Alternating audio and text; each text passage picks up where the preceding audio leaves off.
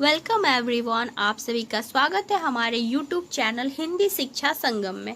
आज मैं आप लोगों को अगय द्वारा रचित कहानी सरनदाता की समीक्षा बताऊंगी। तो चलिए मित्रों, वीडियो की शुरुआत करते हैं।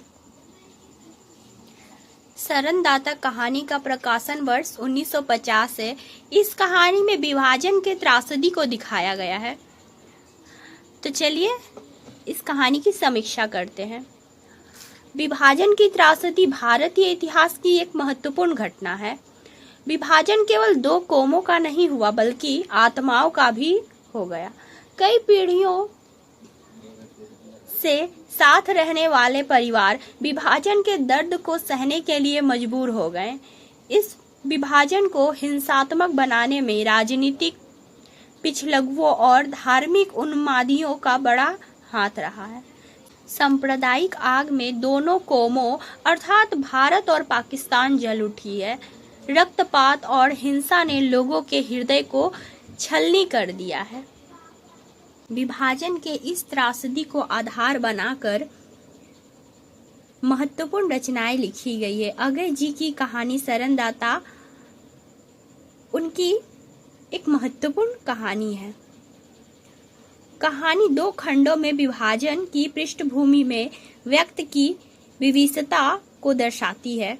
लाहौर कहानी का केंद्र है, जहां देवेंद्र लाल और रफीकुद्दीन के नई पीढ़ियां साथ रही थी, किंतु विभाजन ने दोनों के विश्वास को भी डगमगा दिया।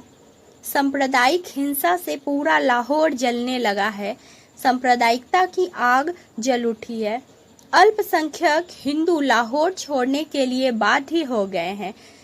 देवेंद्र लाल भी लाहौर छोड़कर जालंधर लौटना चाहते हैं, लेकिन रफीकुद्दीन यह कहकर रोक लेते हैं कि मैं तो इसे मेजॉरिटी का फर्ज मानता हूँ कि वह माइनॉरिटी की हिफाजत करे और उन्हें घर छोड़कर भागने ना दे। हम पड़ोसी की हिफाजत ना कर सके तो मुल्क की हिफाजत क्या खाक करेंगे। लेकिन स्थितियां जगनीय हो जाती है। देवेंद्र लाल का घर जला दिया जाता है। सभी हिंदू लाहौर छोड़कर चले जाते हैं। हिंसा के इस भीषण माहौल में धीरे धीरे रफीकुद्दीन की बातों में चिंता तथा पीड़ा का स्तर दिखाई देने लगता है। लूटपाट तथा हिंसा आगजनी पूरे शहर को विषाक्त बना देती है। मनुष्य की संवेदना और विवेक का स्थान उन्माद ले लेता है। घृणा के वातावरण से लोग भर जाते हैं। अंततः देवेंद्र लाल को शेख अताउल्लाह के घर पहुंचा दिया जाता है। कहानी का दूसरा खंड शेख अताउल्लाह के जेल से बदतर घर में रहते हुए देवेंद्र लाल को दर्शाया गया है। चार दीवारी में रहते हुए देवेंद्र लाल की मन में आजादी की सुनहरे सपने दिखाई देते हैं। इस द्वंद्वात्मक माहौल में देवेंद्र लाल को एक आवाज से आत्मीयता हो जाती है, जो जेबुनिसा की आवाज है। जेबुनिसा उनकी रोमानी कल्पना का हिस्सा बन जाती है। कई सुनहरे ख्वाबों में जेबुनिसा उसकी अंतरंग साथी बन जाती है। घटनाक्रम आगे बढ़ता है। एक दिन मुसलमानी रोटी की जगह हिंदू फुलके देखकर उसकी एक रास्ता में परिवर्तन आता है, जिसमें कागज की पुड़िया मिलती है। लिखा होता है, खाना कुत्ते को खिलाकर खाइएगा। यह पढ़कर देवेंद्र लाल सन्न हो जाते हैं। वह स्थितियां को समझ जाती है और खाना बिलार को खिला देते हैं। आश्रयदाता के यहाँ भी जहर मिल सकता है, यह बात हमें हजम नहीं होती है। बिलार छटपटा कर मर जाता है। शेख आसानी से देवेंद्र लाल को सुरक्षित रख सकते थे, लेकिन जब व्यक्ति सांप्रदायिक का हो जाता है तो वह व्यक्ति बर्बर हो जाता है। देवेंद्र लाल की मन स्थितियों में उत्पन्न मनोभाव और दर्शन अगय के अपने निजी दर्शन और सोच के परिचायक है।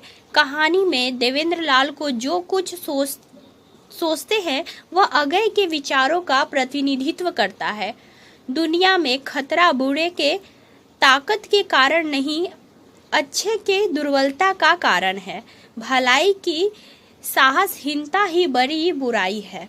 घने बादल से रात नहीं होती है, सूरज के निस्तेज हो जाने से होती है।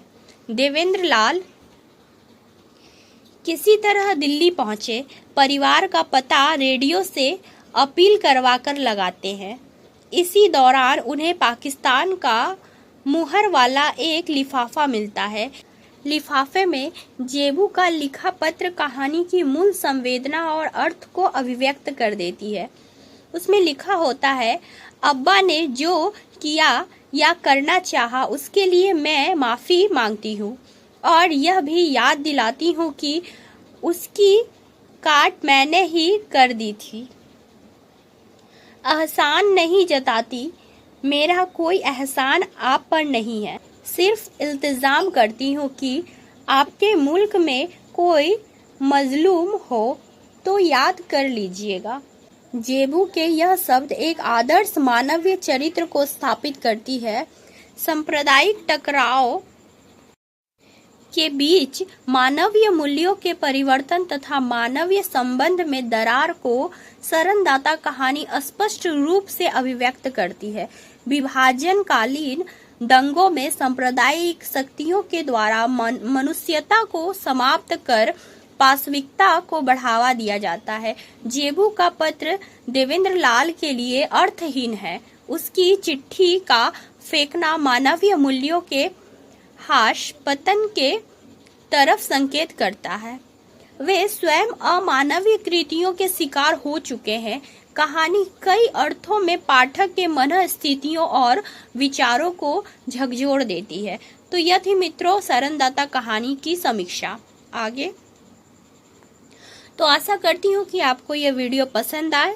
यदि वीडियो पसंद आए तो चैनल को लाइक शेयर करें और यदि चैनल पर नए हो तो चैनल को सब्सक्राइब करें। मिलते हैं अगले वीडियो में, तब तक के लिए धन्यवाद।